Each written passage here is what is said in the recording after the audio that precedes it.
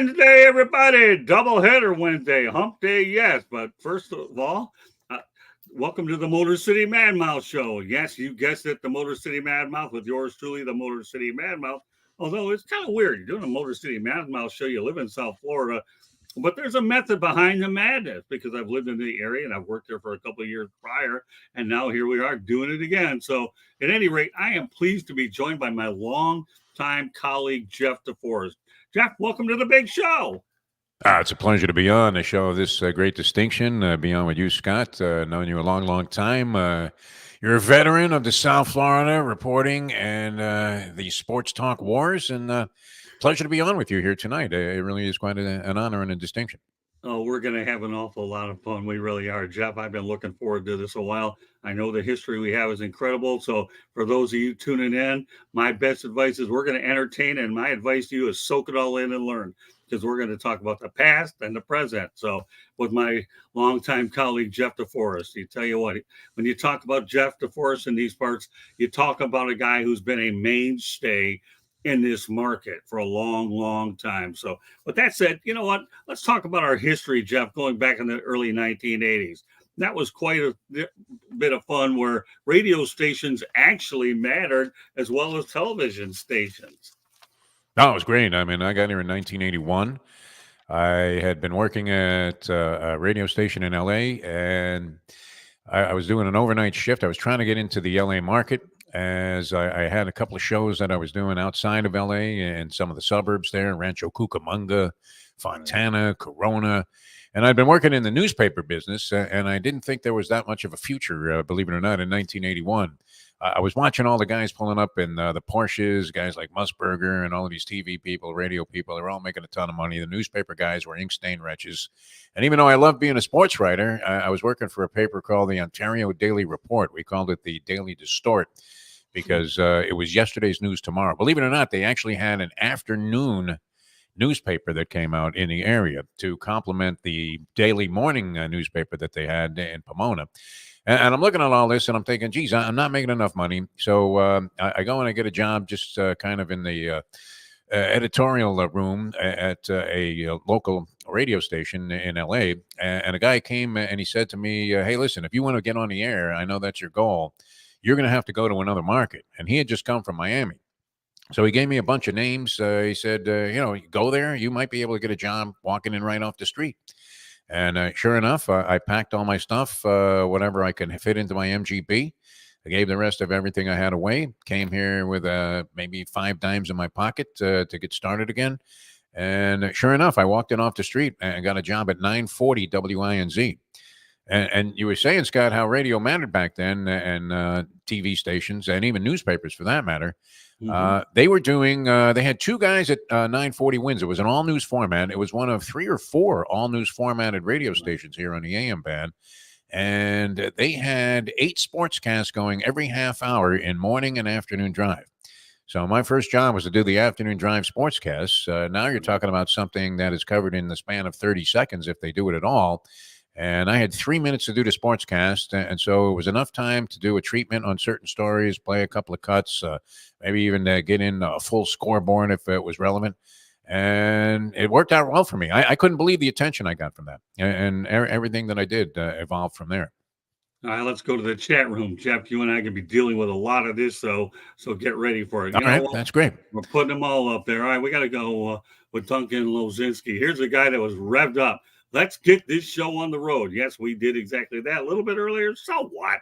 Every time you put 2 broadcasters on you know darn well you're going to get an awful lot. So here we go. Candy's managing the chat room. Josh Bernstein, what's going on, fellas? I'll tell you what's going on, Jeff and I.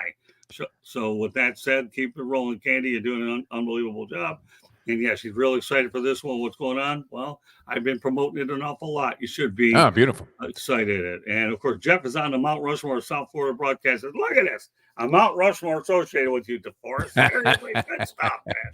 Is he saying I'm a stiff? It could be. I mean, no, it's great. I mean, one thing I have to say, and I think about this from time to time, because you look back on your life and you see what you're doing now, and you're thinking, hey, did I make the right moves? And I don't know that I caught every break during the course of my career. I was very lucky to be able to do a lot of things that I always wanted to do. But the I mean, appreciation that I even get still to this day from people.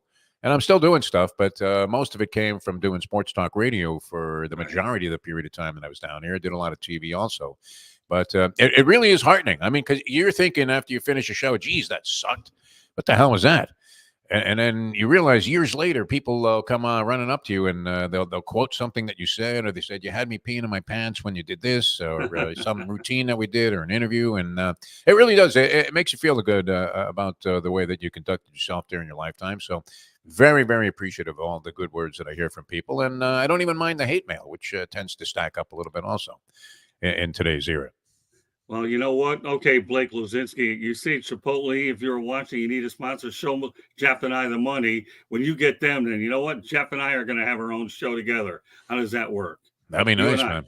Yeah, I'd love to be able to work with you. Are you kidding? I've only known you forever. I mean, you yeah. could deal with my wild behavior, although back then I was a lot more mellow, young. I was a kid, and but now, I've got You gray weren't hair. quite at the level of I don't know if you remember this guy, Al Lombardo, one of my favorites. Who? Al Lombardo was a guy. He was working at kind of an obscure radio station.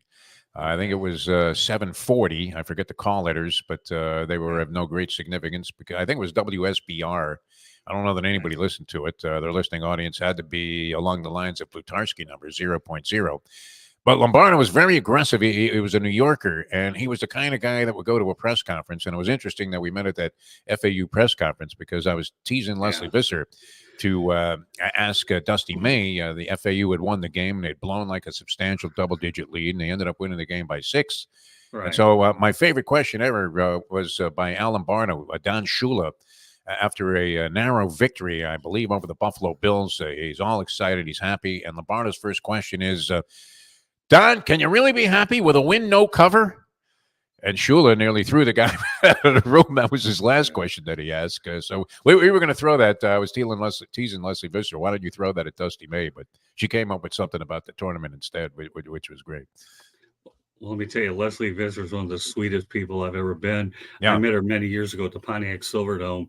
And, during a Thanksgiving game, when I asked her if she minded if I did an interview with her, we were sitting around the Silverdome press box, and you know what? She was absolutely phenomenal. And then when I bumped across her again at the National Sports Media Association event, which brings a lot of broadcasters together, we reminisced about it. It was unbelievable. So, all right. Well, you know what? Jesse Stuber, what's up? I'll tell you what's up. Okay. Jeff and I. All right. So Josh Burstein has a question for you. We're going to talk about the Heat, and then we're going to just transition to things and go with the flow of the chat room. All right, Jeff? All right. Yeah. Whatever you want to do. So the question for Jeff is thoughts on the Heat this year, and what they have to do in the offseason to become a contender again, considering they may not make the playoffs this year. I think they'll make the playoffs this year. It looks like they're in a decent position to do that. I mean, you only have to be in the 10th spot. I was looking at the standings just the other day. It looks like, I mean, you would want to avoid the play-in game. That's for sure. I know they kind of got lucky and made it all the way to the finals last year, and that came as a big surprise because this season is somewhat similar to what we saw last year, is it not, Scott? Where they're sort of in a malaise and you can't figure out which way they're going to go during a regular season. You'll see a couple of spurts where they have several good games in succession, and then you're looking and you're wondering I don't know, can we use any kind of salty language on this show, or is that taboo? Well, you're asking yourself, what the fuck is going on out there? Right. And sure enough, you look this year, I mean, even the game last night against Golden State, a very lame Golden State team that seems to be dissipating and falling apart, and their run appears to certainly be over. And they're just barely hanging on. They got Houston breathing down their necks for the 10th spot, believe it or not, in the West. But you look at the Heat. I mean, what was the story of the game? You look at the box score, and it's all that did not plays. Not coach's decision, but no Jimmy Butler, no Duncan Robinson, no Richardson. He was out of there. What's up with Tyler Hero? Does he play? Is he hurt? They describe his injury status like he was a hockey player. They don't even give you a body part anymore. We don't know what's wrong with this guy. And so they haven't really had their lineup in there. I know that kind of tormented them a little bit last year, and maybe they came together towards the end of the season and made that big playoff run. But I'm not sure that's happening this year. I think they get into the postseason. Are they as good as the other teams in the East? Certainly seem to be light years behind Boston, known choking franchise. They haven't really established that they can do it, although they look great and far superior to everybody else throughout the regular season. But I don't see them as a championship team. And what do they have to do in the offseason?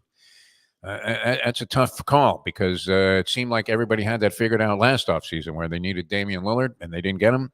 Right. But they need somebody else to complement Jimmy Butler. And I don't know what you think, Scott. I mean, what do you think about Jimmy Butler's overall? Wasn't he supposed to be the epitome of Heat culture? I Well, mean, what? That's a great question, Jeff. but You know what? he seems sort of detached a little bit this year.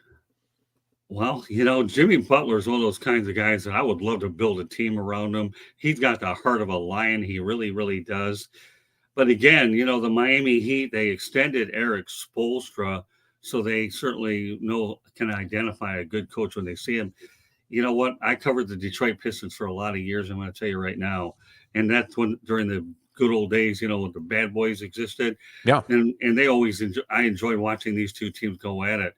The Heat just they somehow some way they've got to find a way to get everybody on the same page on a given night. What do you need, a psychologist as coach? I mean, NBA players, aren't they getting paid enough money? But I love Jimmy Butler, I really do.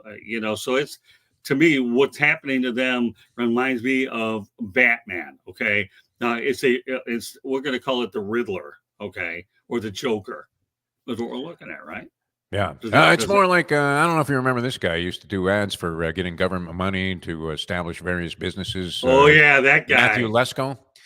Shouldn't the Yeah. Heat come out on the court with a jacket with question marks all over it? Because I don't know that they're going to be able to provide us with answers. And I think they'll go into this next offseason. Pat Riley has a plan in mind, but I don't know that he's Right. going to be able to execute it or where he's going to find the ingredients to put together a championship caliber team. It's one of those situations where he's sort of stuck with what he has. But I thought Jimmy Butler would bring a little bit more overall fire and passion to the regular season. Maybe players don't care about the regular season anymore, but you would definitely want to dodge being in the 7th, 8th, 9th, or 10th spot. And the Heat, I think they really got lucky surviving that last year. We saw they were almost out of it a couple of times. They lost a game to Right. Atlanta, and then they ended up having to play Chicago. They were down with 4 minutes to go and almost knocked out of the playoffs before it even got underway officially. So yeah, they seem to be a long way away from where they want to be right now. And if they're not going to get just ultimate passion, fire, and standout play every night, a big commitment from Jimmy Butler, maybe he'll turn it around in the playoffs, so-called playoff Jimmy. I don't give a lot of credibility to their chances of going deep into the playoffs this year. Yeah, I don't think Jimmy Butler could have played for Phil Jackson or Chuck Daly. And I know this full well with Chuck Daly. And I'll tell you why I say that, Jeff. Because Chuck Daly expected you to not only practice her, but he used to manipulate the minutes of his players in practice. Otherwise, he wouldn't be on the they'd be on the bench. Yeah, And Phil Jackson is, for all he's done and all the championships that he's won with exceptional talent. Okay, you need a guy for what you just said. Okay, to be engaged the whole time, so you don't find yourself at the bottom of the food chain seed wise. And I agree with you 100%. So back to Joshua Burstein real quick. He said definitely similar to last season. Okay. Panthers were able to stay hot after last year's playoffs, after a comparable season in the Heat last year. We'll continue on. But, the next question is one I really like.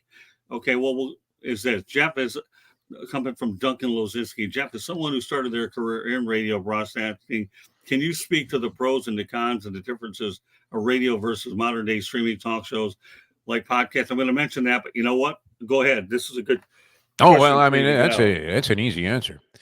I actually started in newspapers. I wrote for newspapers for 4 or 5 years, and then, like I said, I saw there was no money in it, so I transitioned into electronic media. But the simple answer to that question: radio is dead. DEAD. I mean, it's dead on arrival. If you look at what's happened, I mean, even in my last venture, I was doing a deal at 940 wins. Ironically, I ended up where I started after about a 30-year hiatus. And my partner and I on the show, a gentleman named Mike Lubitz, had been doing really, I thought, well, we were having as much fun as we'd had in the business. It wasn't like we were getting any support from the radio station, but we were working on kind of a barter basis where we were getting free airtime. We had to go out and sell our own ads. So that was fine. I mean, that was an arrangement that I had learned about very early on in my career in doing radio, and it's essentially what you have to do right now with these podcasts and the streaming.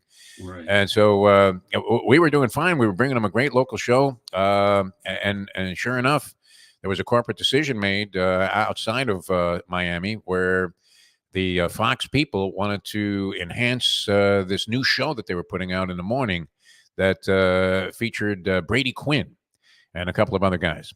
So in the span of a week, we went from, hey, you guys are doing a great job. Really good to have you on the radio station to that meeting that you never want to have where the program director calls you. And this was during COVID.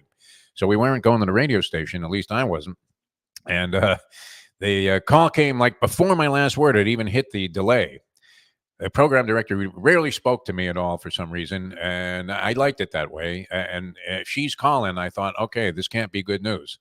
And sure enough, and we were simulcasting our show on a Palm Beach station. We were doing, a great service for these guys in terms of providing free programming. And they tell me they're going in another direction. And you know how that goes. I don't know if you've ever been fired. If you haven't been fired from a radio job, then you probably weren't in the business very long. But and you're thinking to yourself, hey, I can go in that direction. What's wrong with me? What do you want me to do? But they wanted to enhance the value by having a major market for their national show, which was going to bomb anyway. Right. And so my friend, and I say this all the time to my buddy Mike, who got canned with me on that one and still works with me today on our streaming. I said, we're the only guys that were ever beaten out for a starting job by Brady Quinn. Can you imagine? Wow. No kidding. But that's the direction of the business. They don't care about the local audience anymore, and it's reflected in the results that these radio stations are getting, because where the sports stations used to dominate in South Florida, where we were getting tremendous ratings when I was at WIOD and 560, WQAM, all of those years, sports was doing real well. And then all of a sudden, if you look, they're at the bottom of the rankings in every Nielsen rating book. And you went from having 4 or 5 sports stations in town now down to 1. Essentially, in a major market like Miami, you have 3 local shows, which tells you what the status of the business is. So it's a good time to get out. I would start streaming right away. Buy yourself a little camera setup and get involved in streaming, and you can kind of carve out your own career, which is a nice aspect of what's happening today. Great question, Duncan. All right, Josh, I'm going to take your questions as we go along and go ahead and include them with a lot of the topics, because it's good that your questions. I like the way you do this. You got a lot of audience participation and stuff. Oh, I think that's why I tell you, when you ask me the length of the show, you know what? I say it can go longer, but I live by the chat room and we'll keep these things going. And Joshua is a guy that I'll be developing as time goes on. This you want to talk about a guy that wants to learn the business. Joshua has made his mark in the chat room and does an unbelievable job. I've known him for a while. Yeah. I like to develop guys. My first job in the business was at WXYZ Radio in Detroit as a producer for a sports talk show. And then I went on to do a lot of other gigs with George Eichhorn, my colleague as well. So, Josh, here's what we're going to do. You say you have a question for me. What do you think VR goggles are going to do to change the way spectators view sports from their homes? You know anything about that one? I don't even That's a good question. I don't know that I have any kind of definitive or credible answer for that, because I'm not even really familiar with this stuff. But I'm not a technical giant when it comes to some of the new things and innovations. Are you familiar with this? Because I really couldn't answer that question. I'll be honest with you. Until Josh brought it up, I didn't even know what it was. Yeah. So. Sorry, Josh. I'm not inclined to walk around the house with a pair of goggles on that alters my state of mind. I've had many drugs that have done that, but never with a pair of goggles, Scott. That one's new to me. All right, so Josh, I got a 2-part question, okay? And that it'll pair up with the top broadcast of the market. But first, though, I'm going to play the name game with Jeff Deforrest. Yeah. All right, the name game. First of all, give me some comments about Sonny Hirsch. Here's a guy I got to know really well, and I love Sonny, big baseball guy. We know he's a Miami Hurricanes guy. Sonny and I spent counsel at the time, but we'll talk about Sonny Hirsch. Sonny, he was one of a kind. There's no doubt about it. Legendary University of Miami voice, and had done it for years and years and years. And of course, we know that Sonny liked to gamble a little bit. And it's funny that you bring him up, because I was doing a show today, and one of our weekly features is a segment called All School with the great Tony Segreto, who was, of course, a legendary broadcaster. He comes on with us every week on a Wednesday, and he brought up the time that Sonny Hirsch, of course, was involved in a little bit of bookmaking, or so it seemed. That was asserted. And so he had his parents, Tony's parents, had called him and asked him if he could get a bet down on the Kentucky Derby. And so he said, sure. So who did he know who could get a bet down on the Kentucky Derby? Sonny. So Sonny makes the bet for him, and I think it was like 20 to win on the horse that ended up winning the Derby that year. So his parents, Tony's parents, are all excited because they're going to get back a couple of $100. And as the race is ending, Tony turns on the news, and there's Sonny with a raincoat over his head being taken out of the house in handcuffs because he had been busted for bookmaking.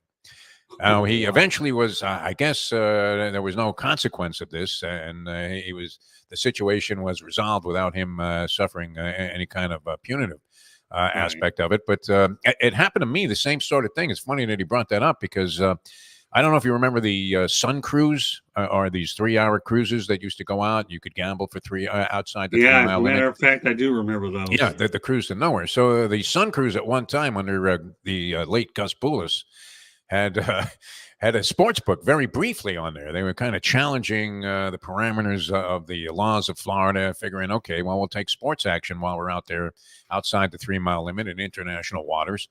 Right. So my buddy and I go on there, and we had a big lean on a game that involved the Gators. They were playing a late afternoon game. So sure enough, somehow we prevail in this ball game, and I think we had 200 apiece on the Gators to win the game. But when we went to cash our ticket, they told us they couldn't cash it because they were already on their way back and they were inside the 3-mile limit. Seriously? So now, and this was a situation where we had put up the 200 to win the 200. We put up 220 to win 200. And that night I turn on the news. I'm going to have to go back out there to collect my money on another trip. And when I turn on the news, there they are on Channel 7 with choppers above the boat. And they're taking these guys that were running the sports book off in handcuffs, and they got raincoats over their head. So we were thinking, shoot, well, we're never going to get paid on this thing.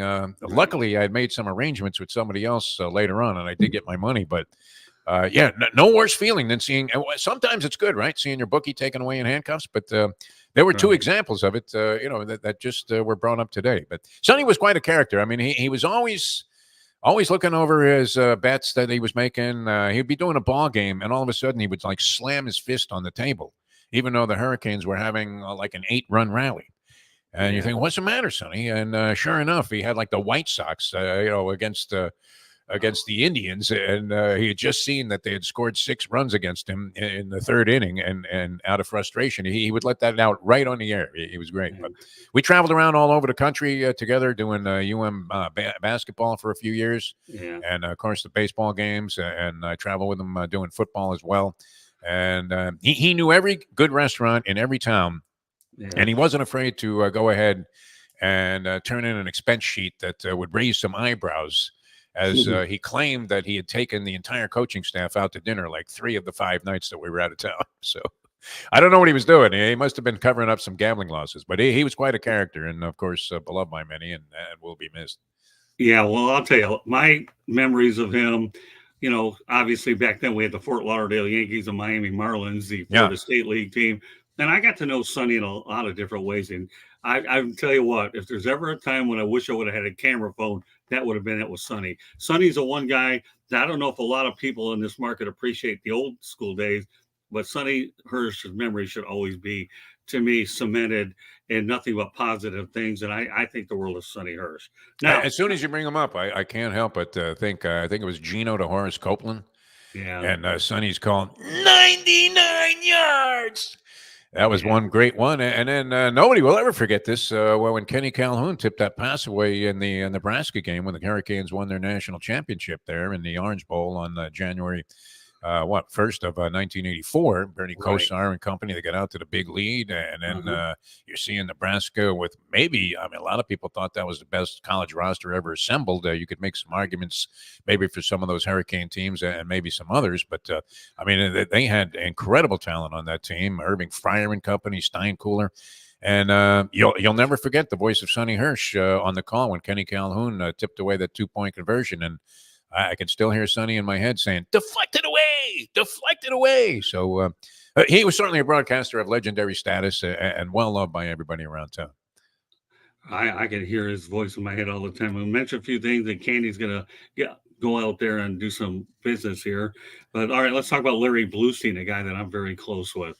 Larry to me is a guy that doesn't get as much recognition as a lot of people, but Larry, in my opinion, is a guy that's been a member of the South Florida sports media forever, and now he's doing an exceptional job with high school sports. Yeah, he really, carved out a market for himself there. He's kind of like the Mel Kiper of high school sports, where Yeah. nobody really was doing much with it. Bluestein, I think when I met him, he might have been writing for the now defunct, which you could put that preface before most newspapers, but the now defunct Hollywood Sun Tatler. I think he was covering high school sports for them.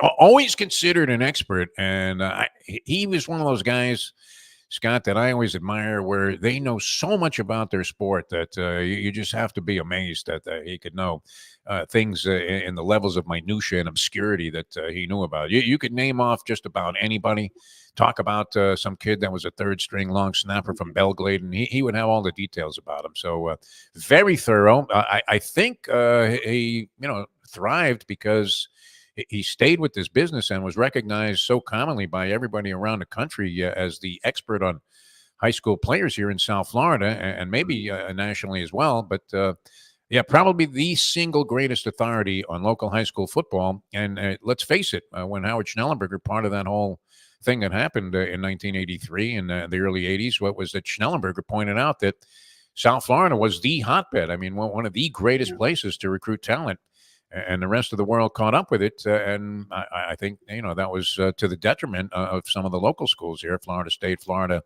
and Miami, because those three used to compete almost exclusively for the South Florida talent. And then all of a sudden, you would look around and go, hey, is that Nick Saban over here at St. Thomas? What is he doing here? And so, Bluestein, he was brilliant at what he did, and still is today, I believe. Every now and then I see him on TV, so he's still going. Yeah, strong. I see him. In fact, let me tell you that he ended up going to the Hallandale Digest, my former paper, and then began to work with the South Florida Sun Times. And he worked with his uncle, Peter Bluestein. And the Hallandale Digest was a place where I got my main start and met a lot of people like you and everybody else in the business, because I was able to go to games, and then I got to feel for the area as well. So yeah, Larry's done unbelievable. What he's done, carving out, like you said, Jeff, a niche in this market with high school is nothing short of incredible. All right, I'm going to mention a few more names. We're going to turn over to Candy. He'll give us about a minute. Okay, but let's talk about Rick Weaver, voice of the Miami Dolphins. Hey, Rappy Cactum. Rick Weaver, strange cat, man. I worked with Rick a little bit, and he was one of those guys that just really was the epitome of the old school play-by-play guy. He was the sports director at WIOD when I got hired there, although he didn't really have that much to do with the day-to-day operation of what was happening. He was pretty much exclusively involved with the Miami Dolphins. Had a great voice, and he had a slogan that is kind of hokey. He had all these corny phrases that he used to use and work into the game, but one of them was very graphic and very vivid when he used to describe a fumble, and he would say, that ball slipped out of there like a wet watermelon seed. But he didn't seem like the most approachable of guys. He was one of those guys that, you get guys in the media sometimes and you think maybe they're a little bit full of themselves, although he was a decent enough human being. But did seem to be a guy that projected an air of not necessarily superiority, but that, he thought he was the shit. And, so dealings with him were always pleasant, but not necessarily the kind of guy that you were going to go and have a drink with after the ballgame. Okay, well, you know what we talked about betting a little bit. There ain't anybody in this market bigger than Hank Goldberg, and I did get a photo with him over at the Florida Derby. But Hank Goldberg was a good friend of mine. I really, really liked Hank. I think he died a couple of years ago when he was living in Vegas. But 2 years ago on his birthday. Yeah, that's right. Good. So, give me your thoughts about Hank Goldberg. He's a great guy, and you know what? Every time I talked to him, he was always there to give me his time. I think you can ask, and he made his name nationally on ESPN. But what are your thoughts about Hank? Hank was always great to me. It's funny, as a broadcaster, his shows were sort of comical to me because of my own approach and the way that I perceived doing things. And it always amazed me that Hank would get so irritated. It wasn't an act either. I mean, he really would get upset with people that called up. And, sometimes he was prone to making mistakes where he would he was, trying to impress somebody one day. He had Will Clark on, who's not the not the most personable of individuals. I think Will Clark must have been pushed into this by some PR guy. It was during spring training, and I believe Will Clark was with the Giants, and Hank mistakenly thought that he was talking to Jack Clark. Oh, So he started talking about how he was a ball boy with the team and this, that, and the other thing. And he started mentioning a bunch of stuff that was very specific to Jack Clark. And Will Clark, not being, as I said, I mean, the most affable of people, said, "You're talking about Jack Clark," and he hung up the phone. That was it. And wow. that was the kind of thing. I mean, Hank would make these kind of things. He would have like Bud Selig on, who he'd been ragging on for months and years, and talking about what an idiot, what an imbecile this guy was, and how he's ruined the game of baseball. And then he had a tendency to kind of, what would you say? I mean, it's a form of sugarcoating, I guess, any of these Right. interviews. And we used to joke, Hank would be talking maybe to Adolf Hitler, and he'd say something along the lines of like, well, you got a bad rap with the Jews, Adolf. I mean, you're like, Hank, how could you possibly not address this? Yeah, he had Bud Selig on, and after ripping him to shreds for years, when Selig comes on, he goes, "Oh, Bud, it's great to have you on the show. What a great job you're doing. Baseball was not the same before you got in." And you're like, Hank, how could you do this blowjob on this guy? It's impossible. I mean, you're losing all credibility. But aside from that, when he wasn't performing, even though he seemed to be irascible and cantankerous and all of this stuff Yeah. and have a very short fuse, he really had a big heart. And I had, a thing happen to me where, you would have thought all of a sudden a lot of people are going to turn their back on you.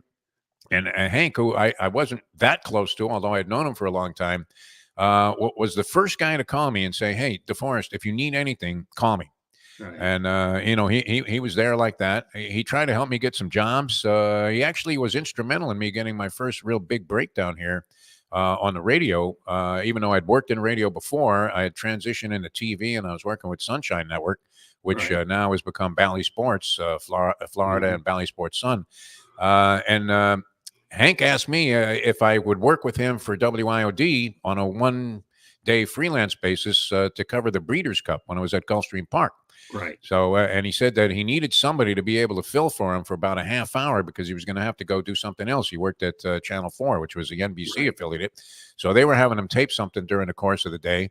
And I ended up taking over that show, even though I'd never been on WIOD's air before. And fortunately for me, the program director was a guy named Gary Bruce, and he was sort of engineering while I was hosting this part of the show.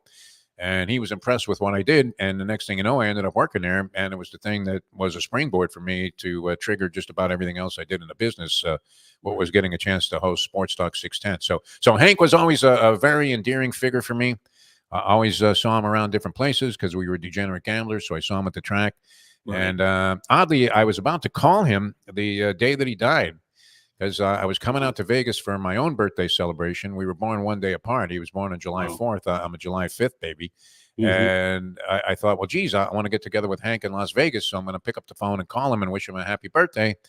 And this was 2 years ago, I believe. And that was the day that he passed away. But he had problems with kidney issues and had been waiting for a kidney transplant. But since he was in his 80s, very hard to get.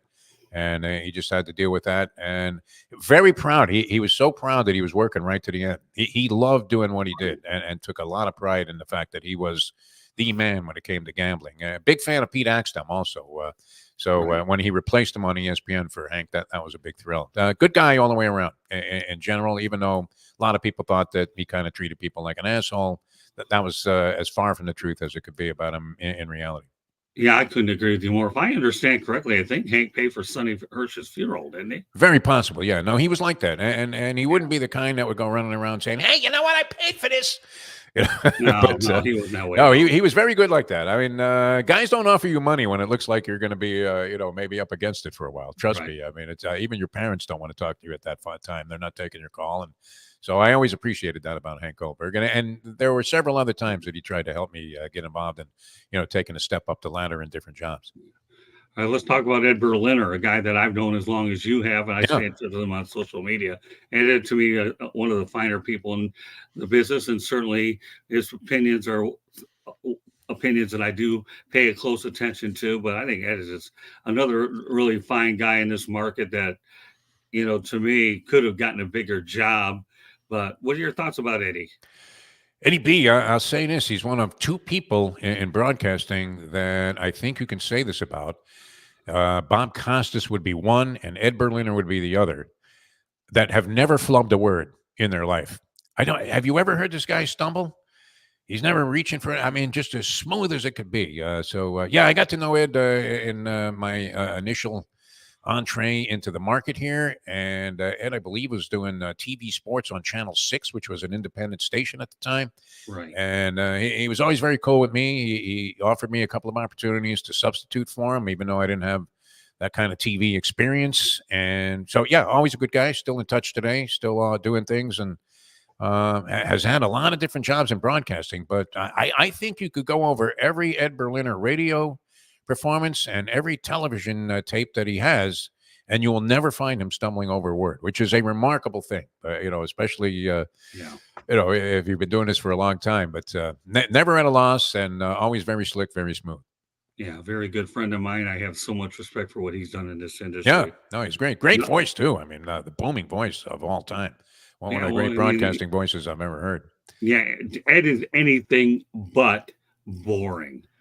That's what I'll say. Yeah, I mean, And I'm he not knows sure. it. I love Eddie B, but I had a tendency not to agree with a lot of his opinions. To be Well, honest with you, hell, Scott. well, I that's a mean, different animal, Jeff. yeah, I mean, come on. The guy does his opinions are all over the place, but yes, because we know the guy, he's at sort least of we. extreme on some of this stuff. Yeah, Oh, well, that's being nice about it. All right. yeah. And let's talk about Tony Segreto, who Tony, eventually became the replacement for Ralph Rennick doing news. And one of the things in my book is how a lot of guys are able to leave sports and make transitions to news. I believe I mentioned Tony Segreto. After you talk about Tony, Candy's going to take over for about 30 seconds and okay. give some company stuff. So, what are your thoughts about Tony Segreto, who was actually Ralph Rennick's replacement? Tony's great. I mean, a first class guy. He's the epitome of class. Always has been. A great guy. Roots for everybody. A genuine lover of sports, and yeah, I mean, you can't really imagine how this guy was dominating as the number one guy in sports, and then transitioning into news. I tried doing that when I was at the newspaper one time. Believe it or not, people thought that I was wasting my talents in sports because I was goofing around too much and gambling and going to the track and doing all kinds of crazy stuff. And they thought I had some ability as an editorial presence at this newspaper. So they moved me to the news desk for a week to be the guy that was laying out the paper, the front page, and the whole Right. thing. And I couldn't stand it, Scott. I literally was ready to just put a gun under my chin and blow my brains out, by the middle of the Wednesday of the first week. So making that transition is not easy to do. I mean, it Right. might be easier in Tony's circumstance because he was on TV and you're basically reading the stuff off a teleprompter. Right. But he did it as smoothly as anybody. He still works with me on a show every week. And we've been doing that for several years now. I want to say the better part of 7 or 8 years. And it's great because he still has the passion for it. One of those guys that's willing to help anybody, any young guy, and anybody comes up to him with a question, he never blows them off. And his closeness, his relationships in town with the top sports stars were, unparalleled by virtually anybody else. He was in there with Shula, with Marino, with Schnellenberger, and he was as tight with any of these people as anyone, and always conducted himself with tremendous. Just like I said, the epitome of class and dignity. A great guy, deserved all of the credit that he got. And we always tease him because we say that Ann Bishop, who was a big time broadcaster, now being put in the South Florida Broadcasting Hall of Fame, probably long overdue. Right. She was his rival as a news anchor on Channel 10 at the time. I think Tony was Mhm. at Channel 6. And Right. we always tease him that Ann Bishop woke up every day when the ratings come out in the fetal position because Tony was burying everybody, whether he was in sports or news. So he gets a kick out of that, but very passionate. His daughter is now working for NBC nationally and is working behind the scenes doing, I think she's either doing graphics or producing, and is Right. involved in some big projects. She's been doing, they had NBC had Sunday Night Football. She was on that. And she's going to be part of their Olympic coverage. So, Wow. family's doing real well. Tony, a great guy. Couldn't have any more respect for the gentleman that Tony Segreto is. Yeah, well, I'll tell you, I remember meeting Tony Segreto when I was working with the Hallandale Digest. Always respected his sportscast, and then when I got to meet him, I knew that there's more to this guy than just being a sportscaster, newscaster at the time. Terrific guy, really is. Yeah, he really is. And a lot of you folks out there, if you've never seen Tony Segreto in action, go to YouTube. You're going to find out you'll learn a lot from this guy. Well, and So, his big thing too was people forget this. He was nationally featured on a show that was kind of revolutionary at the time, the Michael Sports Machine, oh, I and remember. that was one of the. I mean, before ESPN existed, they were doing a week recap with highlights on Sunday night, and that became a big thing. And then all of the local stations started picking up these Sunday night shows, and Tony was the number one fill-in for George Michael, and I think Michael had some kind of health problem one year, and Tony was hosting it and reached a great national acclaim from that.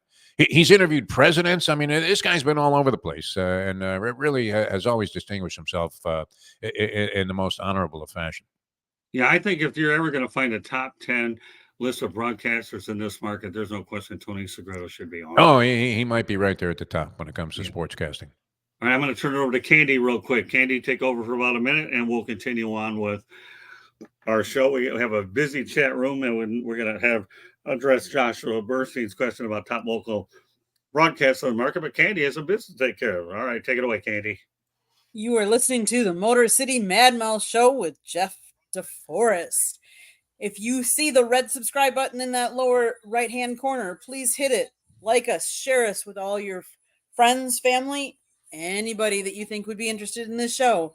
Monday nights, we do a baseball show. Tuesday nights, a football show. Wednesday nights, Scott does an interview show, Motor City Mad Mouth, and then we do Sports Exchange, where you can have any kind of sports on it, from cornhole to basketball to baseball to football. We cover them all. Thursday nights is normally Pundit's Pundit and Fire Up, where we have a special segment called My Town, where we talk about what's happening in my town.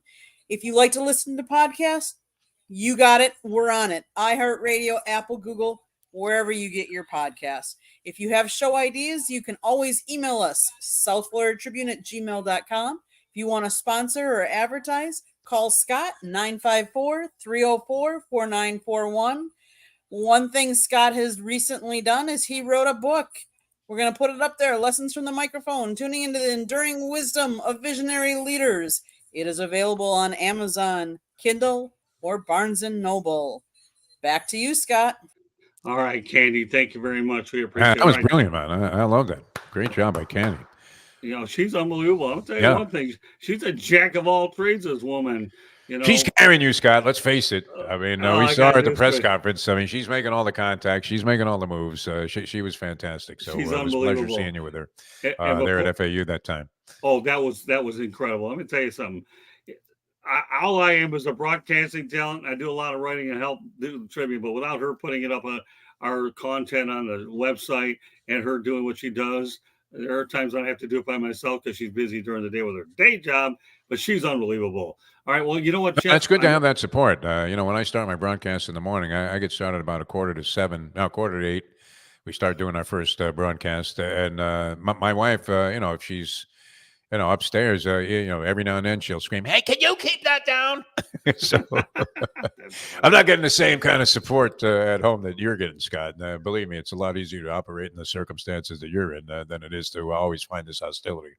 Maybe that's part of my own doing, though. You guys have to have a good relationship for her to be as dedicated. Come as on, she is. how long you been married for?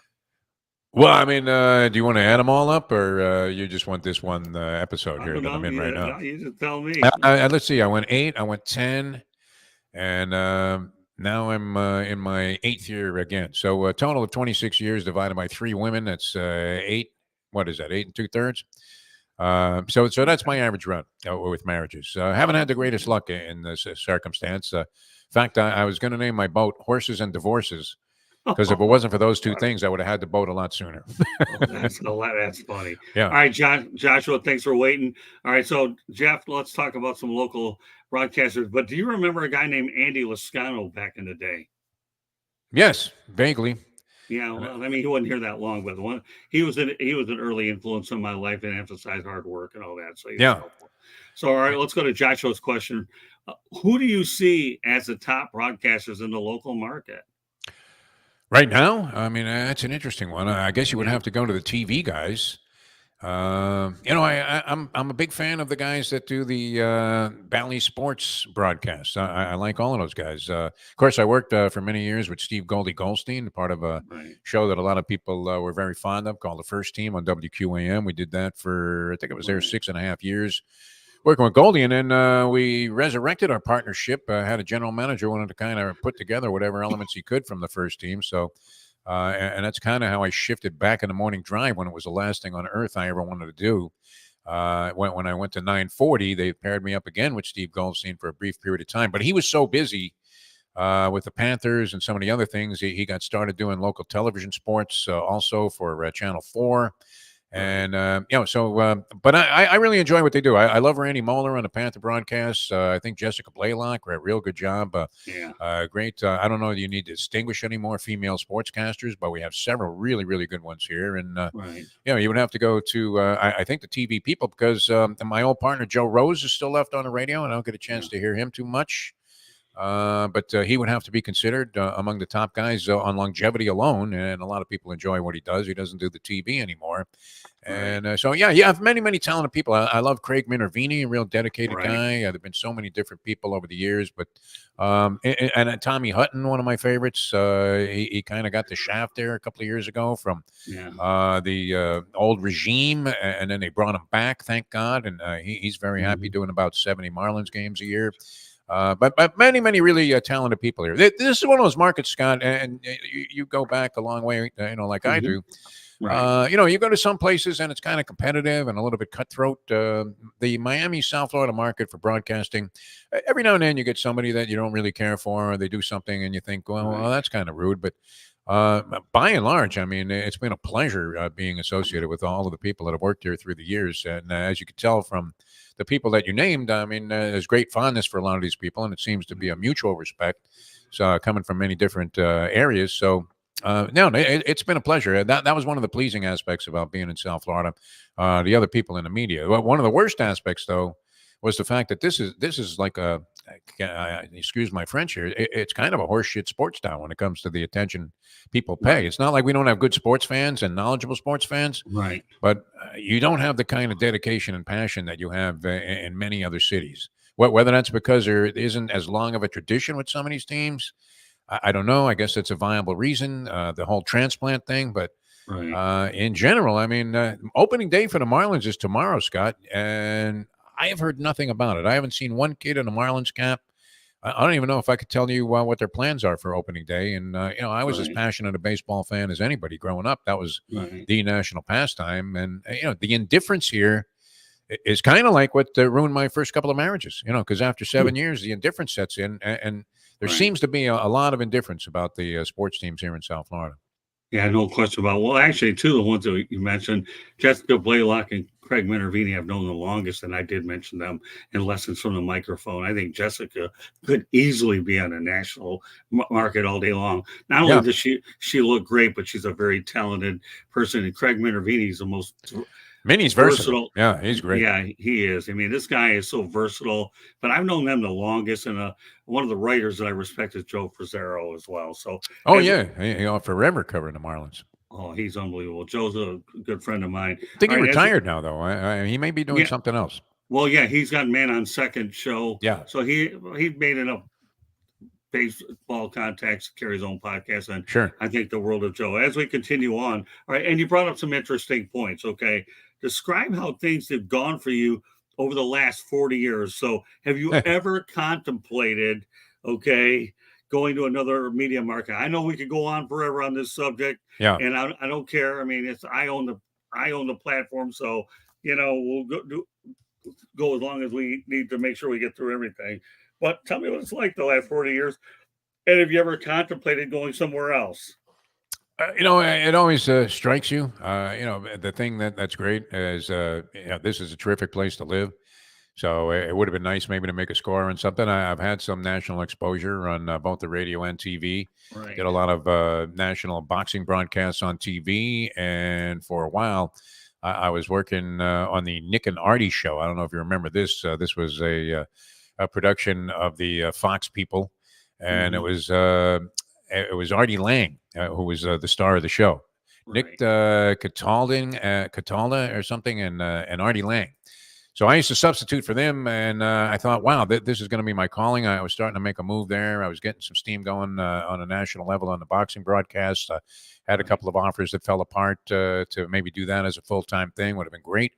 But yeah, you know what's tough is your local market. If you've been in a city like we have for 40 years, do I really know everything about the Dodgers? If I moved to LA and became a sportscaster there, the people naturally would figure that you are up on the entire history. I mean, this is something that's irreplaceable. And for anybody that was, you mentioned one of the gentlemen on the chat line was looking to get into broadcasting, and seemed like some of the questions were geared towards, hey, how can I do this? There's nothing, you can do all the show prep you want, but if you witnessed everything and you lived through it, and you were on the road with these teams when they were 0-17 in the Big East, like the Hurricane basketball team was at one time, or you were there and saw all of these magnificent players that were on the Hurricane teams and from the early '80s through the late '90s. That's hard to replace. You can't get that kind of knowledge without being there and living through it.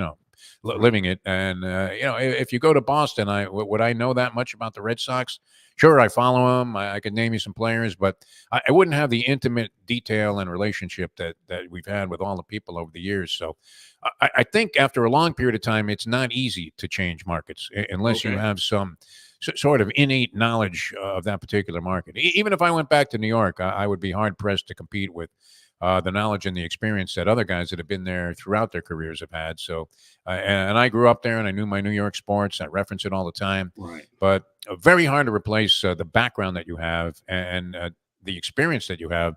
That is part of what you bring to any show that you do. So, it would have been rough to, as a sports talk host, to just switch markets. It would have been easier to go national than to move to another city. Oh, there you go. So for a lot of you younger broadcasters out there, you can change markets, but it has to be the right fit and the right situation, whether it's a local newscaster. I've seen some guys, I won't mention any names here tonight, that actually left town and they got blown out by a much bigger, more passionate fan base somewhere else, and they probably wish they would have stayed here locally. I mean, it'd be tough for me to go to Philadelphia after 30 years here and, be some expert on the Eagles. It's just... It's one of those things where, it's part of the job that you have all these experiences. So, I thought about it. Sure. It would have been nice if somebody offered me a couple of $1 million to go somewhere else. I would have been happy to go and learn the market, but that didn't happen. And, I'm not upset about it at all because I really enjoy living here and the experience has been great overall. Okay. That sounds good. So tell me, Jeff, do you cover many games these days? I don't go to as many games as I used to. If I do go, I go as a very casual fan.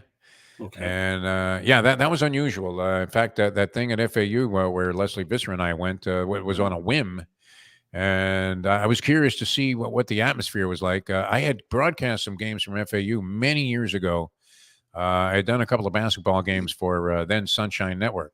Mm-hmm. And I remember just thinking, like this is a high school gym, and you can't imagine that this program is ever going to achieve the stature of being a Final Four team.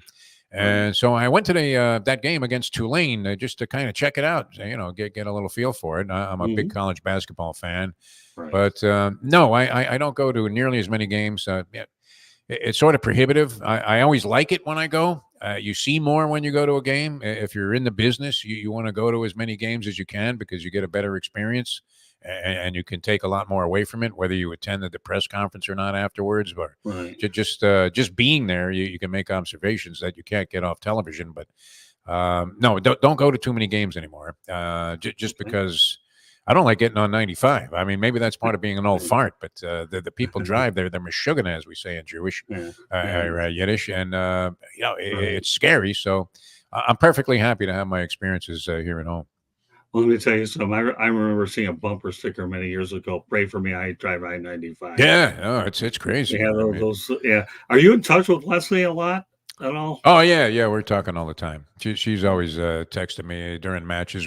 She's a big tennis fan, like I am, and I love the Miami Open. I watch a lot of Tennis Channel.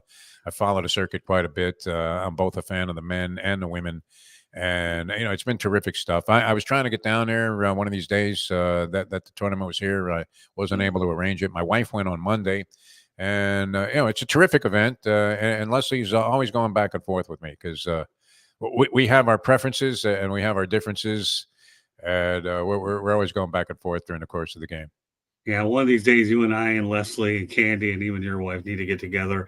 I know a great restaurant locally that we could just shoot the breeze and have a lot of fun for sure. All right, Sounds so good. now as we approach, this generation of PR people, have you noticed a change in the younger generation of a PR communication people? I have, and I have to tell you, I don't like it Yeah. because it seems like when you bring on the new people, one, they either don't return emails, and I'm too old to sit here and try to prove myself to a younger person when I had great relationships with the previous regime. But what have you noticed? It's not nearly as personable as it used to be. As Right. I mean, I was very lucky, and I was talking about this the other day because of this Otani story. That when I used to cover the Dodgers for the various newspapers I worked for in California, they could not have been more of a first-class organization. They had a guy running the show there. He was I think he was the president of the team or vice president of the team named Fred Clare, who had been a newspaper guy, and I couldn't believe the accommodations and the things that he would go to help us in our coverage of the Los Angeles Dodgers. It was great. It was a kinder, gentler era. I mean, you used to get to know these guys. I was never really a jock sniffer, Scott, but you couldn't help but end up having relationships with a lot of Mhm. these players. You don't see that today.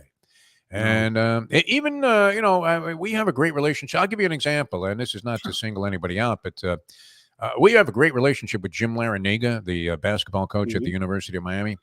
And if we call Jim directly, he will always come on our shows. It doesn't matter what the circumstances are. He could be on his way to the court for the Final Four, and if we call him, he'll let us know whether or not he could come on a show or not.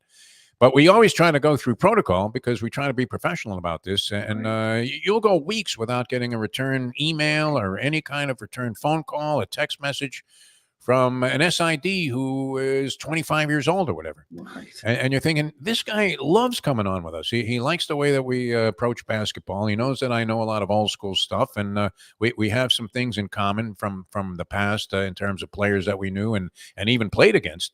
And he's been shielded, from a thing that he really doesn't mind doing and likes to do because these PR people are just like a roadblock. The worst ever, honestly, was the Miami Marlins. They had some of the worst PR relationship people that I've ever seen. Really? Even the guys that you were friendly with that were difficult to deal with. Mhm. And it's changed for the worse. There's no doubt about it. The people are not nearly as responsible or accommodating, and it's one of these things where you're asking yourself, well, what's wrong with these guys? We're giving them free publicity. We essentially are a free advertising arm for all of these sports teams. Right. Why would you want to shut out the media? It's crazy, but nothing like it used to be in the day. And it's one of the reasons I was attracted to some other sports that are out of the mainstream because they do treat you well and they welcome you to come out there. Boxing is like that. Horse racing is like that. They're more than happy to let you talk to all the big stars or make arrangements for you. And some of these professional sports have really become very shielded and guarded in the way they approach the media. Well, you could not have given me a better answer than you just did. It's the For truth. Yeah. No, I know it, and you know what? Again, folks, while we're here to entertain you, of all the shows I'm going to do, and I'm glad we're going to do this whatever time we need, because this is a show that I think that any young broadcaster or media person, you need to watch this one multiple times. Jeff and I are giving it to you straight. No, we really are. I mean, so some of the best PR people I've dealt with locally. Now we're talking about locally. Chip Namias is a close friend of The mine. Chipper was the best. Yeah. Oh, he is the best. He's number one. But then also Harvey Green was great Harvey, for great. the Dolphins. In a A difficult guy, spot. Yeah. I mean, it yeah, wasn't easy for him to take care of everybody, but he always made you feel like, okay, I'm gonna try to do what I can to help yeah. you with what you need. And one guy that doesn't get any publicity and he should was Ron Steiner of the Miami Hurricanes. Here's a guy, you Yeah. talk about one of the nicest guys I've ever done. And again, I'm just talking about a few here locally. Katrina McCormick of Florida Atlantic is unbelievable. But They did a great job. I was very impressed with that press conference and the way it was run. yeah, but she runs a good ship up over at FAU. Yeah. But then there's some other ones I won't mention on the air because I don't want to. You never know who's if they're paying attention to what we're doing, or they leave a lot to be Well, maybe they desired. might need a wake up call because I mean Yeah. we're speaking the truth here, Scott. No, you're right. Now, the one sport that you did mention that I really gravitate to, and I just got done with a couple of weeks ago, Jeff, is the 12 hours of Sebring. And Okay. I covered the Rolex 24 once. I had my third one. And one of the guys who never gets any publicity, but I'm going to make sure he gets it tonight, is Ken Breslauer over at Auto Sebring. racing was always great like that. That was one of the reasons they became so popular. Well, but Was this is a they different were form of very race. much fan friendly, and they were aware that hey, we're going to have to be a little bit different. We're not going to be able to just blow people off because we feel like it, Right. and they couldn't go any more out of their way to help you out. So yeah, auto racing, a lot of its popularity was based on the way that they treated the fans and the media. And they couldn't have been any more cooperative. If you wanted the biggest stars in the game, it wasn't impossible to think that you were going to get a chance to talk to them exclusively in a one-on-one interview. And they do a great job. There's no doubt about it. Yeah, no, I've done NASCAR, but one of the things I've really grown into, though, Jeff, is IMSA. Okay. And then you talk about the endurance racing. These people are unbelievable. And one guy that I forgot to mention, I'll mention now, who's been really good thus far. You never know if he'll change later, but my experience of it, that been good is Cameron Gorby, and I've really had some pretty good working relationship with Cam. But again, I've only known him a few years, and so far he's been great. And I hope our relationship continues. But again, folks, this is a lesson that you have to understand. That I could sit in my book. I talk about some of the best PR, and a guy up in Jacksonville by the name of Dan Edwards is a guy, to me, is actually going in the Hall of Fame anyways. Chip told me about that recently. You won't ask for a nicer guy than him, so I don't mind name dropping. Yeah, I've heard some interesting stories about the Marlins. I'm not going to get into them, but in general, they've been horrible. Yeah. I mean, to their own detriment, because they're not getting a lot of attention anyway. Because, like I said, opening day is tomorrow. Nobody even knew about it. I mean, how is that possible? Well, we were the flagship station for many years of the Marlins at 940 during the time that I was working there, and we were amazed at how frequently they would just stiff us or have no regard whatsoever for our requests, and we were the only people that were trying to get them to do something. You're requesting players to try to help them out, and they're blowing you off and telling you they can't help you, and then after a while you just decide, hey, I'm just not going to do this anymore, and they disappear from the forefront. Let me try and hang up this phone here. Yeah, there you go. That's all right, no problem. So yeah, well, it doesn't help that their ballpark is where the Orange Bowl was, and your attendance isn't overly that great either. So now that we transition over to this, let's talk. Did you ever imagine though that this area is a place that you would have 4 major sports teams? I was surprised. I mean, I'll take you back to 1981. A very young Green Deforrest gets his first assignment, and I go out to the Dolphins training camp. They were training at St. Thomas. And I pull into this place, St. Thomas University. I pull into the place and I thought, oh, Jesus, I must have got lost here because I didn't know my way around the neighborhood that well. And I couldn't believe what a dump this place was. The Dolphin season ends, and I'm thinking, well, what's up next? I'd covered the Hurricanes football team that year, and they were just kind of coming into their stage where they were going to be prominent for a long period of time under Howard. And I remember thinking, okay, so who's the basketball coach here at the University of Miami? Right. And I find out there is no basketball. They don't even have college basketball. So there was no Heat team. There was no Panther team. That seemed to be just a distant pipe dream that you would have professional sports in those games down here. Right. And of course, no Marlins to speak of. So, it was a bizarre sports scene. You had these oddball things that you had to cover. It's kind of nice because now we have it all, where you had the 2 golf tournaments, you had Doral and the Honda Classic, you had the Grand Prix when Ralph Sanchez came on board there and got the Miami Grand Prix going, and you had all these ancillary events, and then Butch Buchholz put together the tennis tournament, the Miami Open, and those were really the mainstream things that we had to cover until these pro teams came on board. So, it was that was a dearth of activity here in South Florida. And it was kind of a surprise to me. It was an awakening because I had just come from the L.A. market, and I grew up in New York, where you literally, you have 2 pro teams in every sport. So it did seem like it was a vast wasteland here in South Florida, but nice to see that we've eventually caught up. Yeah, the amazing part about when I first arrived, when you did, we both came at the same time, that you had dog racing and then you had highlight, which... Yes, we used to cover highlight, believe it or not. Yeah, I Yeah. still haven't figured out what highlight is. I'm about as familiar with Highlight's a great highlight. sport. Great sport. Is it? Yeah, but to me, I knowledge. Remember, Jeff, I grew up in Metro Detroit, and Yeah. the word highlight wasn't anything that we knew anything No, about. Okay, you didn't so even know it was a beer back then. I didn't know what it was. I'm being honest with you I here. was I love fascinated by it. I mean, of course, and this was in the days of the cocaine cowboys, so you can imagine what was going on in the exactly. dining room there at Miami Highlight, where you would sit down at the table, and there would be El Chapo with a pyramid of cocaine, and you're thinking, "Wow, this is some Wow. party." But I am good friends today, and Tony Segreto, of course, also is great friends with probably the best name and the best player to ever compete, and that was Joey, the great Joey Cornblit, who Okay. is a wonderful person. But Highlight, they sunk themselves years ago. There was a players' strike. I don't know if you remember this, I heard and about it. I believe it took place sometime in the early, I want to say early '90s. And we found out that the owners of the Frontons did not give a flying one about the players, and were perfectly happy to see them all go on strike and go away. And the sport never really recovered from that. But it was a fascinating game. I would say this for Highlight, that you would go and catch, especially at Miami Highlight. The place was rocking, the walls were shaking, the crowds were big. It was a lot of fun. It was kind of an entertainment destination. Right. And you would see at least a dozen plays a night that if you saw these going to any Major League Baseball game, you would have said, wow, I don't care what I paid for the tickets. That was spectacular. So they had some great athletes there. And it was an amazing game to watch. And it's a shame that it really faded into oblivion here, or as Mike Tyson would say, Bolivian, because it really was a great game to watch. And it was one of those unique things that had a Miami flavor to it with the Latin feel and everything. It really, really was a lot of fun to go and cover and go and watch. Yeah, well, it's interesting. We talk about highlight. I got to tell you a funny story out in Juarez, Mexico. And I went to a Greyhound dog race or whatever it was. Yeah. So I decided just to go out in Juarez, Mexico, and decided to bet on one race. And the one dog was named Bill Walton.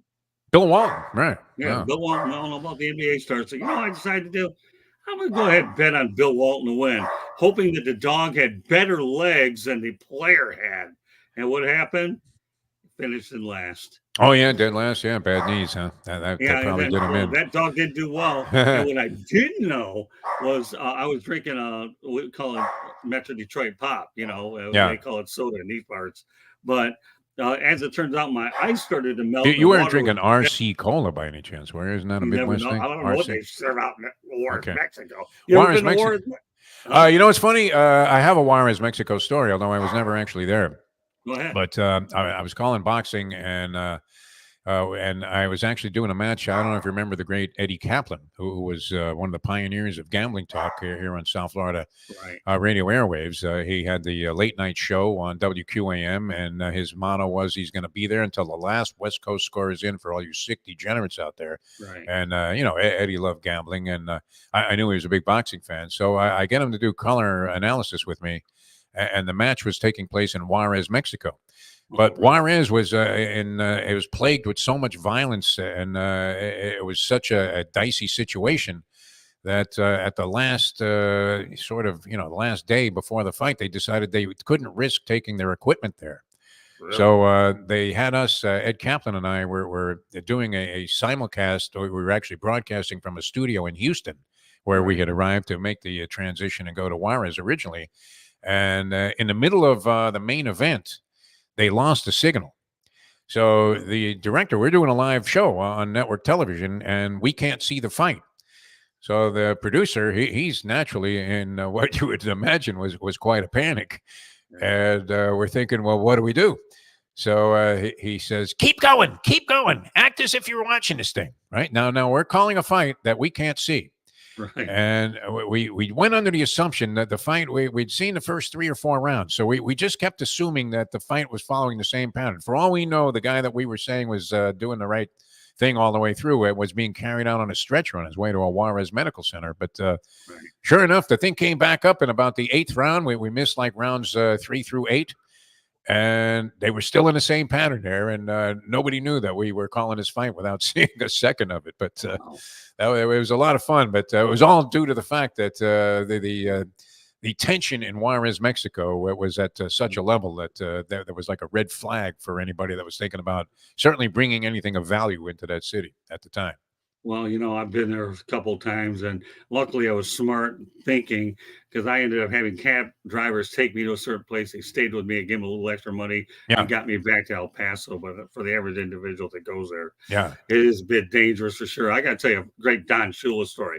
I'm playing soccer, the Fort Lauderdale Strikers game, where they had the staff against us, Oh, South yeah. Florida Okay. media. And Chip Amy did an unbelievable job running that whole thing. I'll never forget the time where I got tripped up and sprained my ankle. Okay. And I played on a bum ankle the whole time. And I didn't care. I couldn't believe how much better condition they were. And that was on the practice field. We didn't talk about the whole field at Lockhart. I can only imagine if I would have made it through the day. So later that day, I had to cover a the Miami Dolphins are in training camp. So it was a rainy day out at Biscayne College, is what they called it back then. And there's only like two of us out there, three. So Coach Shula, Don Shula, let us come in there and talk. So he sees me after I went to the hospital to get it wrapped up.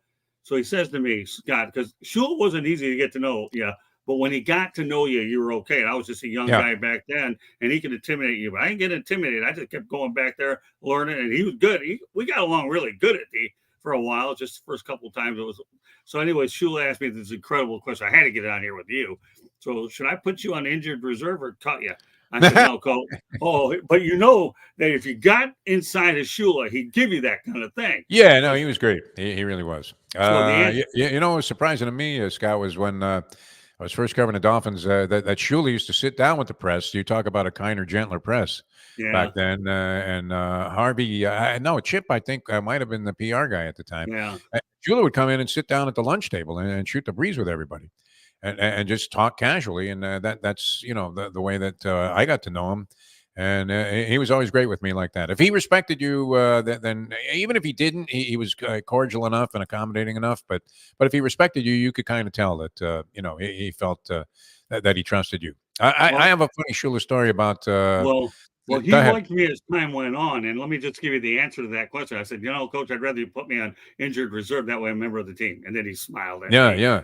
And then I would pick his brain for advice on how he would go ahead and use players' strengths and not get them to do anything that they couldn't do. And I've taken that lesson for life. All right, go ahead. Let me hear yours. Oh, I was going to just say it's kind of funny because Buddy and I had a little video company. We used to string for ESPN. They would send us out to local events there to get sound bites. And so you weren't really on camera as you were asking the questions, but they sent down the questions that they wanted the response to. So this was at a time where the Dolphins were struggling. I think this was the year where they went 6-10. And they send me out there. It was at St. Thomas. And they send me out there with my buddy, the cameraman, who I was partners with. And the first question they wanted me to ask Shula was, Don, is it fair to say that the game has passed you by? So I'm setting up with this interview, and I'm thinking, I can't ask him this question. I mean, you got to be kidding me. I know the guy well, and I don't want to tarnish my relationship with him. So I said, Coach, I didn't make these questions up. They just assigned them to me. So, and he looks at me and he says, well, if I don't want to answer it, you know what? I'll just take this stuff off and walk off. And I naturally had to shoot that first one at him, but he stayed with it and said that, that's silly and he doesn't listen to this kind of talk. But, rough way to start a conversation with Don Shula. Don, do you really think, he bristled at this whole notion that he was finished and that the game had passed him by. It was kind of like when they had the press conference and we were supposed to be led to believe that he walked into Huizinga's office one day and said, you know what, Wayne, I don't have it anymore. Why don't you bring in Jimmy Johnson to replace me right now? And you're thinking, there's no way that happened. I don't know what kind of BS they were trying to feed us there, but it was almost as bad as that Ohtani press conference the other day where he says he had nothing to do with the gambling thing. Yeah, I don't know. All I can tell you, Don Shula is a guy I've always revered. And when you got to know him, I asked him some questions about life. He was really good about it. And then again, when you're 18, 19 years of age, a guy like him, if you don't take anything about his wisdom, then you're totally, you don't have it. You have nothing but, marbles in your head and rocks in your head, not a real brain, because Don Shula would always be able to guide you if you wanted to. And as long as, like you say, you were fair with him, that was important. Again, Chip Namey is the way he runs his ship. is unbelievable. But you're right. I mean, Hank Kaplan was a guy I got hooked up with boxing, and he was an old historian. Oh And yeah, then he I, was great. One of the oh, first guys wasn't I he? met here in Miami. Yeah, Yeah. yeah, oh, yeah, he was great. I hung out with him a lot. Did you But ever then see his archives of stuff that well, he had in the garage there? yeah, he told me all about it. I never got to his Oh house my God! one Well, what time, a but what a museum! That should have been the Boxing Hall of Fame right there. yeah, no, I know he was a big collector for sure. So yeah, that was unbelievable. And I ended up through Angelo Dundee interviewing Sugar Ray Leonard and Muhammad Ali Young. Oh, If sweet. people look in my book or my Facebook stuff, they'll see that those pictures are there. So I'm gonna ask. I got a few more Well, questions speaking of here. Dundee, it's funny because it Yeah. ties into what you were talking about with the PR. I'll never forget this. And I naturally, was enamored with the idea that I was going to meet Angelo Dundee, and I covered a lot of boxing, of course, and revered this guy.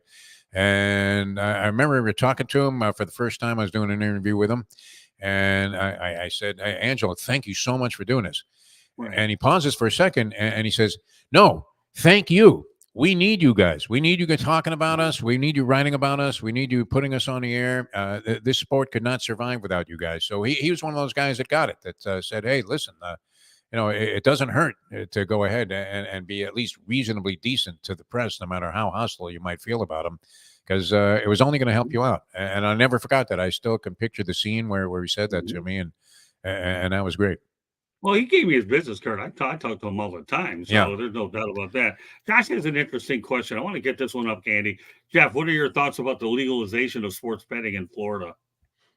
Long overdue. I mean, we're in the Stone Age with all of this stuff. We always have been. When I was doing horse racing shows on TV, there were always these issues before the legislature about the regulation of dates and whether or not they should have racing on Sundays, and whether or not they should allow minors into the racetrack. I mean, these were things that were happening in every other state in the country, and South Florida was acting like it was some kind of religious blasphemy that they would have people going to the track on a Sunday or allowing kids in there. Long overdue to sports betting. We've seen what it's done for other states. I think it's kind of a fugazi system here. I don't know what kind of clandestine meeting that they had with Ron DeSantis to decide. And I've had very favorable dealings with the Hard Rock people and the Seminole tribe. They were doing a lot of things that I was very happy to be a part of. But it's one of those things where how are they in control of everything? I mean, everything they do here is just in such a fugazi fashion that we can't even do this right. And so it's good that it's here. It can't hurt anything. I don't know how much there's going to be. Obviously, there will be in the future of sports something they really have to desperately deal with, and that is the potential scandals.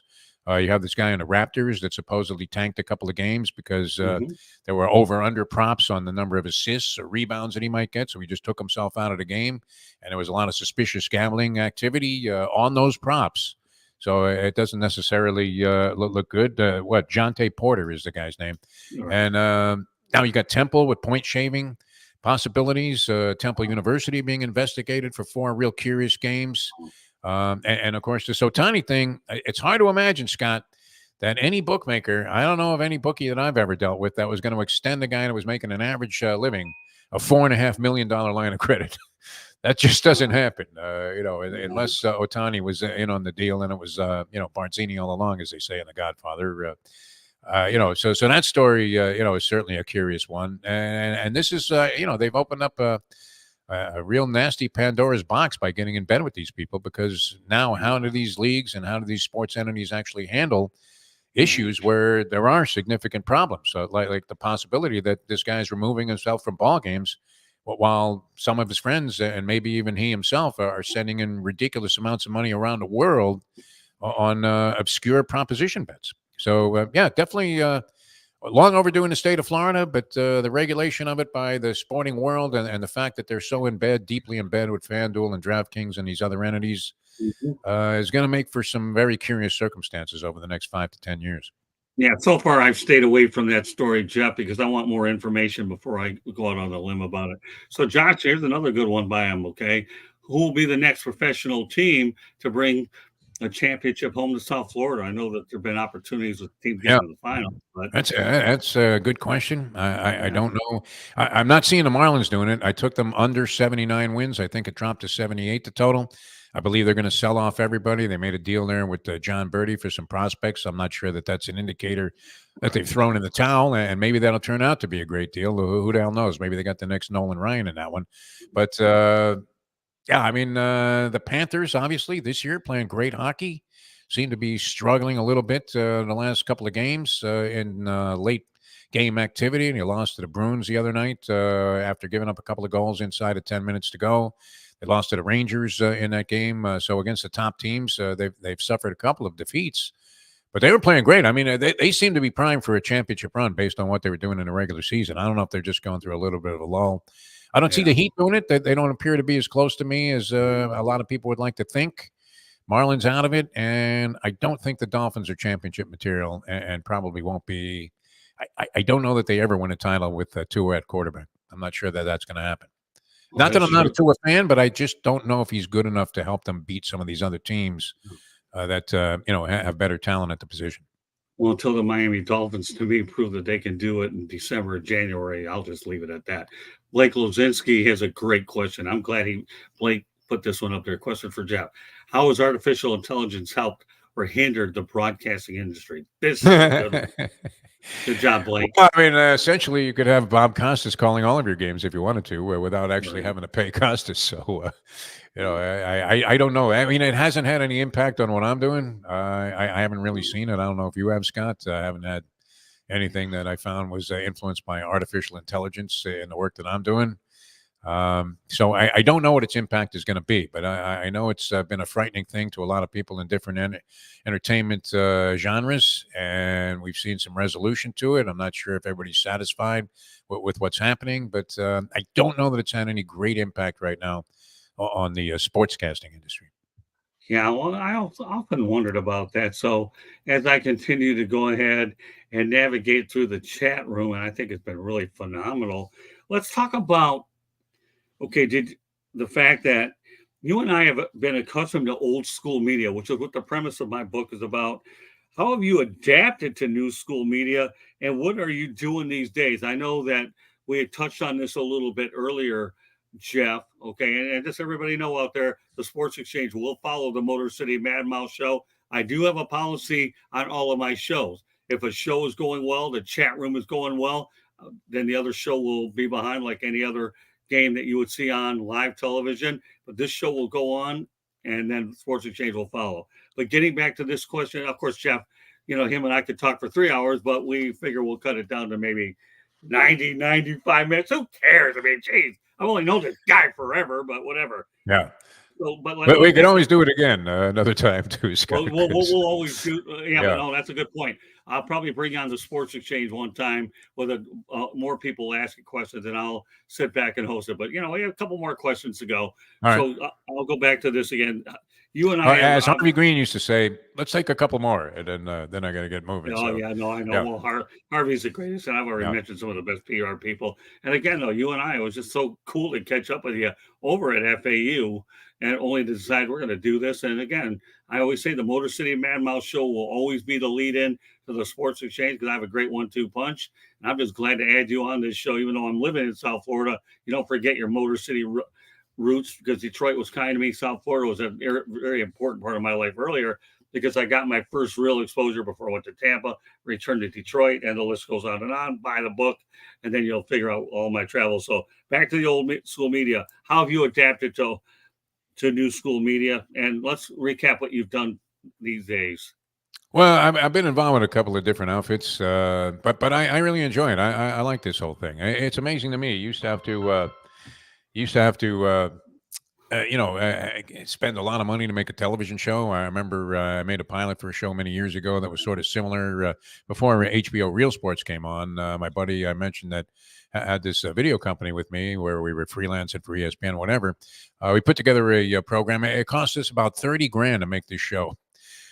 Now, I mean, you can buy a camera for $1,000 and have a couple of lights, and next thing you know, you look like you're on a network television show. And this is the way networks are doing shows. Right. So this aspect of it is great. I believe you have a little bit of an edge if you have some experience previously in the media. So it's actually helpful. I mean, if you have some old school experience to be able to do this, because I think the people that'll end up capitalizing on this whole new opportunity that's out there where anybody could start a show at any time. And you don't know. You don't know what's going to catch on. The goofiest stuff. Is among the most popular things that are going. Look, people are going to buy this Jake Paul Tyson fight because the guy has a presence on social media, which, I mean, it's not like he established himself by knocking people out in the Kronk gym in Detroit. So, I mean, how is this guy popular and worthy of this kind of stature, making $100 million, all social media? So you have to be able to relate to that. I think it's a lot easier to do stuff today. Whether or not you can do it and be successful with it, if you're looking to make money doing it, that's a whole nother thing. I learned very early on when I was working in California about the idea of selling your own time. So I've always been somewhat favorable to doing that and find it a better way to go, even with radio station negotiations or contract negotiations. If they would give you time to sell, that was always an asset because the money was coming directly to you. It wasn't being carved up by the sales department, the management team, money going here and there, and you would see a small, pittance of a percentage of it. So it's a good period of time right now. If you can, find your niche and find your platform. And, I've done a variety of different things since, but right now we're having a lot of success with a thing called Caffeine TV. There are a lot of these little smaller TV outlets and platforms that are being established that are having success. And you do see with the podcast platforms that are already available, we're working with a company called nofilter.net, where we originate a broadcast every day called The Morning Briefing. It's up there at about 7:45 every day. And, they archive these things so you can find all of them if you just Google The Morning Briefing on Caffeine TV. Okay. So, yeah, I mean, it's been good. Very interesting ride. And the future is nothing but bright. But you have to be able to connect. Otherwise, you're pretty much just doing it as a hobby. So that takes some work and some effort and some perseverance. But in the long run, it's a lot of fun. Being able to just flip a switch and turn on a couple of lights at home and do a television show. How could you beat that? I mean, it really is terrific. So I'm very happy. I wish this stuff had happened years ago. Yeah, it's taken me a little while to acclimate to it. I have a Twitter account. Do you have one also? I don't do Twitter. I stayed off it. Everybody says, "Hey, you would be great on Twitter." Yeah. And I've had some accounts related to shows I've done, but I never get involved because it seems like you can only get in a jackpot. Although it is the way to expand your horizons in terms of generating interest in your programs. It certainly is helpful there. But I stay out of it. I'd probably say the one thing. With the cancel culture that's out there today, I don't know that everybody gets my humor all the time. So, you'll say something to somebody thinking that you paid them the ultimate compliment, and they walk away completely insulted and never want to speak to you again. So, I stay off of the X and all of that stuff. Yeah, Twitter's an interesting animal. All right, well, one more question, and it has been a lot of fun, folks. I'll tell you. Yeah, I can't believe we are doing this right to the bell here. I mean, it's great. You know what? Here's the deal, Jeff. When you got two broadcasters like us, and I will tell you right now, for a lot of the folks that are watching this show, I always feel the best way to be a good broadcaster is you need to be a writing journalist first. That way you understand. I agree with you 1,000%, Scott. That's a great point. Well, you do, because once you understand the language of the written form, you can easily talk about it. So, well, you also learn to think in full sentences. That was something, exactly. And you're not butchering the English language. I think a lot of people enjoy hearing somebody that, is somewhat articulate and isn't using a lot of, bad grammar and all kinds of awkward sentence structure and things like that. Isn't stammering around. And as a writer, you learn to think like that. You were thinking of the sentence you were writing, how that's going to sound. I always kind of announced, I had it in my head when I was writing stories, sports stories. And I think that background helped out immeasurably in making my way into the electronic media. Yeah, George Eichhorn's a guy I've worked with for 44 years, and he talks about my book being terrific. So, yeah, great. And he's actually did the forward on it. So, all right, now the one question we're going to end it with, but it's probably only fitting that we do, is let's talk about Dusty May, okay? Oh, I thought you were going to say, who do you like in the fifth at the dog track tonight? I don't know. Well, I'll tell you what, not Bill Walton. No, there are no dogs. I drank the Bill Walton Kool-Aid in water that melted down over in Juarez and got sick off the stupid water when I realized. You would have been better off betting on Jerry Garcia. Right. Our ice cubes do melt into water, Yeah, and that's what I had to make sure. But that's okay. It was still fun. It's a good yeah. story to this day. Broken Juarez, Mexico is no way to be. Oh, I know. Tell me about I Yeah. can tell you. When we get together, we get a bite to eat. Don't worry, there'll be plenty of stories. But I will bring you on a future edition of the Sports Exchange that runs after 9 o'clock, and you're going to meet some of the most talented young Oh, talent great. that we actually hear. They'll be really good. These guys are probably watching this show, and I hope they're learning a lot. So, all right, let's talk about Dusty May. How do Yes. you feel that Dusty May will do at the University of Michigan? I would imagine he'll do well. I mean, there's no reason to think otherwise. I had a chance to get to know Dusty May a little bit while he was coaching here. We actually had him. We do one of the shows we do is a restaurant review podcast that we do with the former sports writer for the Sun Sentinel, became the food critic, Mike Mayo. And we're having some good success with that. A friend of mine, a guy we call Special K, is a big basketball aficionado. And he is very heavily involved with FAU and the programs there. And he does through this place called Talia's Tuscan Table or Kitchen in Boca Raton. They do a lot of the catering for FAU and the sports teams. So he set us up on the food show with an interview for an hour with Dusty May. Mm-hmm. Very, very likable, affable, interesting fellow. Seems to be extremely professional. To do what he accomplished there and get an FAU team to a Final Four, you have to be kidding me. I mean, that's a monumental achievement. Most people thought he probably would leave after that. Maybe the right opportunity wasn't there.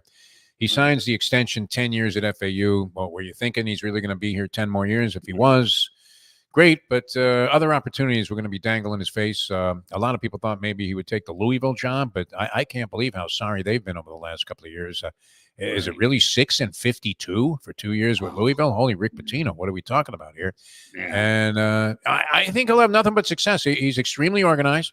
He's going to have a little bit of power. I mean, all coaches are dealing with this, especially at the level of FAU. Tom Herman talks about this too, where you recruit a bunch of freshman players. A couple of them turn out to be really good. And what's happening? They're in the transfer portal the next year. And you have all of these big schools coming after them, offering them all kinds of money that you can't compete with. So the landscape has changed dramatically. I think he'll have a lot more clout there with the Michigan boosters and what they have in terms of arrangements with cash for players. And I think he'll do very well. I mean, to do what he accomplished in 6 years at FAU, I think is beyond phenomenal. And I wish him all the best. He's a really good guy. If anybody knows anything about Michigan Wolverines, again, I was born and raised with the That's Wolverines. right. Although, yeah, I was, and I got my undergraduate degree over at University of South Florida, and I got an associate's at Broward Community College South. So all my education was good. But Dusty May will do well, and that'll be one of our topics later on. Real professional, though. I mean, thorough too. I mean, you can ask tell. him a different question, the same question a different week later, and he's very nice about it. Yeah, well, I feel better about going to tournament. But he's that kind of guy. The Michigan Wolverines in Southeastern Michigan, you're getting a treat with Dusty May. Not only is he a winner, but he handles the media well, and he has an approach. And I knew that when the Michigan job opened, I made predictions that went live that he was going to get the job. And I'm not bragging about it, but I felt if there was ever a fit to go anywhere, I think the fact that he ended up going to Michigan was an ideal move for him. And hey, you got the big Block M, right? How can you turn that down, especially with that 109,000 football stadium and 14,000. And I just hope one of these days that Florida Atlantic gets a bigger gym, at least 7,000 to 10,000 instead. And then the other thing I'll say that we talked about it, I did get Brian White's cell phone number. He said, if you ever want to do something with me, just give me a call. We'll just set it up. He's great, Brian White. I mean, if anybody can solve this situation, it'd be Brian White. One thing about FAU, they're able to attract more high-profile coaches now than they would have been at any other time because of the fact that Dusty May put the program on the map. So they kind of owe him, some homage there. And, they got Tom Herman coaching football. This guy's no slouch, so we'll see what he can do. Although that situation is not easy. We were good friends with Charlie Partridge, who was the head coach there for several years. Used to come on our show every week and just talk about anything. He was great. But May really impressed me as you could tell he's just a terrific guy, well-rounded, has a sense of humor that doesn't necessarily come out while he's coaching, but it really is very down-to-earth and grounded. And I think his approach is so thoroughly professional that I can't help but think that he's going to be successful anywhere. And I was I don't know if I was overwhelmingly surprised that he didn't leave last year. Thought maybe that would be the move, that he signs an extension and then sticks around another year or two. But what he did there was beyond remarkable. When I went to that game, I was like, how is the Final Four team coming out of this? It's impossible Right. to think. I mean, you had a bunch of dentists and Trump hats, and that was the alumni base, and Right. 3,000 people in the gym there, and a bunch of tuba players, and you're asking yourself, how is it feasible that this program is competing with the heavyweights? And going. They by all rights should have been in that final game against UConn, except they fell apart there, where they had been such a brilliant team in terms of their late game presence.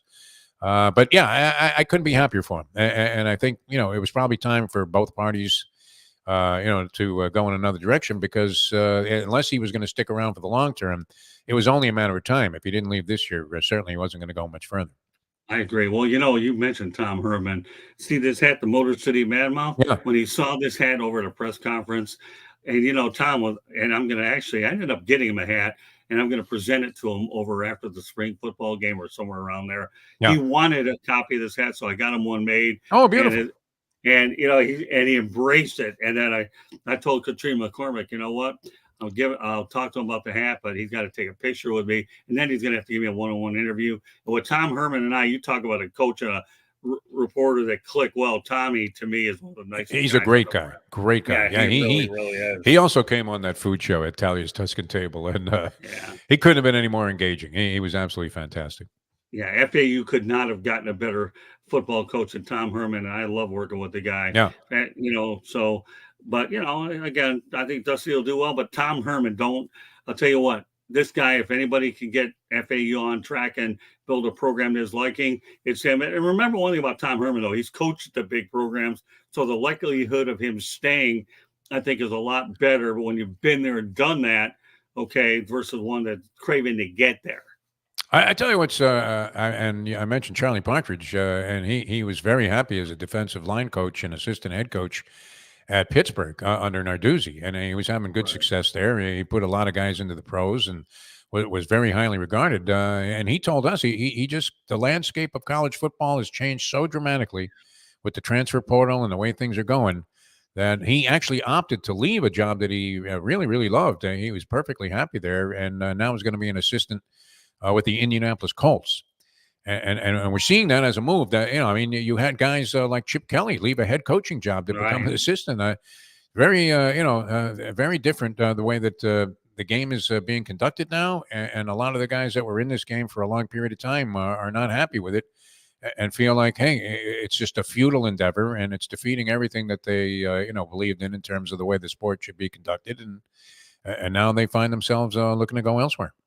All right, well, everybody, this Motor City Madmouth Show. My name is Scott Morgan. We're at the Motor City Madmouth. Pleased to be joined by Jeff Deforrest, my longtime colleague in sports media in South Florida, and known Jeff forever. I'm just glad to have him on the program, that we're able to talk and be able to not only reminisce, but talk about old school media versus new school media. So this show here tonight is designed to give you a perspective, to me, of both ends of it. And, I call this a textbook show because there's no way you can't learn it. And you definitely earned your way in my follow-up book, as well, Lessons on Media Part 2, which will probably come out later in the year after I get done writing it. And I think it goes back to what you said too, Jeff. I'm at a point now in my career where, for me, okay, I'm going to pick and choose events where I know will be an asset to my next book, knowing I've done a lot anyhow. So you have to scale it back a little bit, adjust to how the new PR people are, and then pick and choose where you have the best relationship. Because I don't care what business you're in, if you don't have good relationships, okay, you're in trouble. And I think that's important. And that's the one thing I can say about this industry. I've been fortunate enough to have good relationships with you, Ed Berliner, as well as a lot of people in the national media.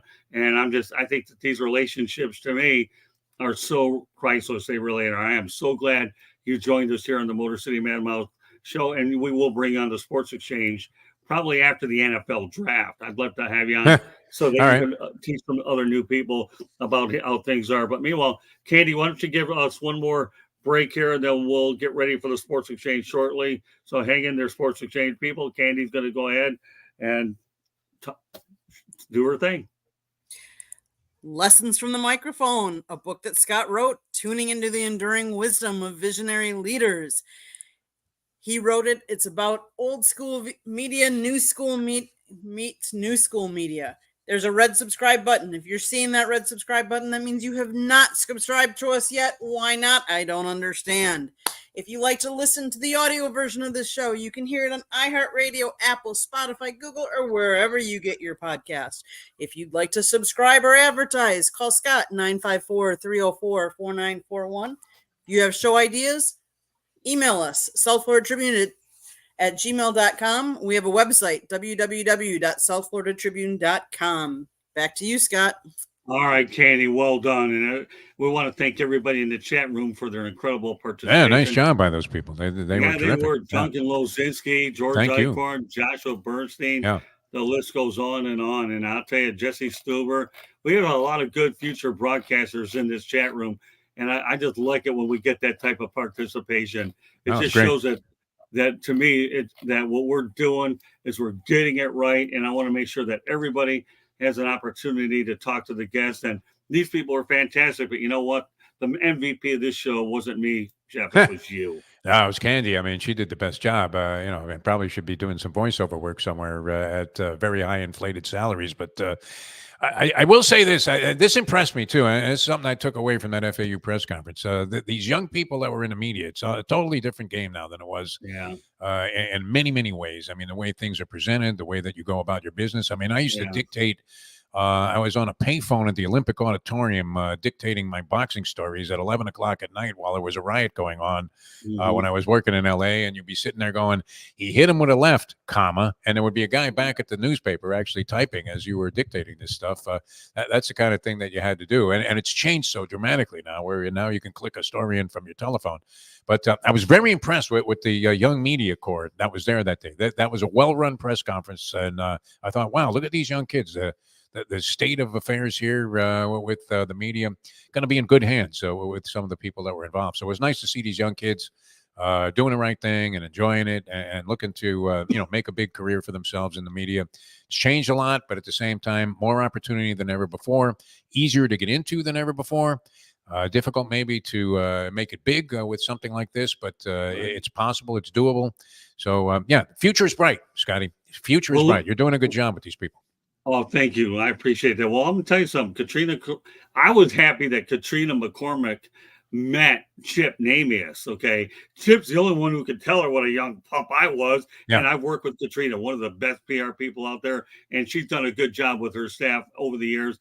And, when I had a guy named Dave Barnett of ESPN one time on and did a one-on-one like I'm doing with you, Jeff, you know what he's done? He scrapped the national stuff. And I'm just going to do North Texas. So there comes a point in your life where you have to be comfortable with who you are is what you do. And then, and I am at this point, but don't get me wrong. There's other things I want to do and I will do them, Jeff. But you know what? This industry now, sometimes it gives you heartburn and all that. But I like to be challenged by new challenges. And I guess the right word there, Jeff, is it fascinates me. Yeah, it really does. You have to stay interested. Otherwise, what's the point of doing it? Well, you've been there, the old stuff. Now I'm just looking forward to be honest with you, I'm looking forward to a continuation with you and I doing other stuff as well, in addition to the other people I bring on. So again, folks, I've only known Deforrest over 40 years, as you can hardly tell, that we could talk forever, but we've done pretty good tonight. Good first act for both of us. But meanwhile, I want to thank everybody for tuning in on this edition of the Motor City Madmouth. Immediately afterwards, we have the Sports Exchange. Spencer Thompson will be on along with JB Ellis and George Eichhorn, and yours truly, myself, Scott Morgan. So, Jeff, I want to thank you very much for coming on the Motor City Madmouth show, and I look forward to us doing a lot more great things together. But our first act here on the Motor City Madmouth show, I would say was a great first act. We went everywhere from Don Shula to Juarez. It don't get any better than that. It's amazing we have a Juarez story here to tell, but terrific. Thanks, Scott, for having me. And anytime, just let me know, and I'll be happy to come on again anytime that you need me. Well, I look forward to it. Not only that, you live right down the street from me. We're going to get together. We're going to get a bite to eat. We'll talk about other things we want to get done together. But great time tonight, Jeff. Thank you so much for doing this. And the Sports Exchange is coming up next. Good night, everybody.